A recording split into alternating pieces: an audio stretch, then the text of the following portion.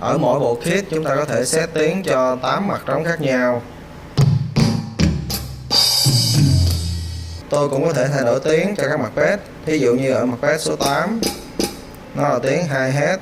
Để thay đổi tiếng cho mặt bass này, tôi bấm vào nút menu.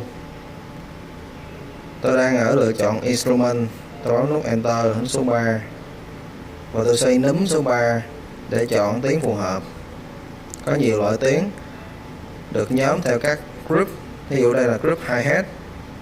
Tôi xoay xuống chút nữa nó sẽ có group ride, group cymbal. Ở group hi-hat tôi có thể chọn những tiếng khác. Để nghe thử tôi chỉ đơn giản bấm vào nút số 2, nút review.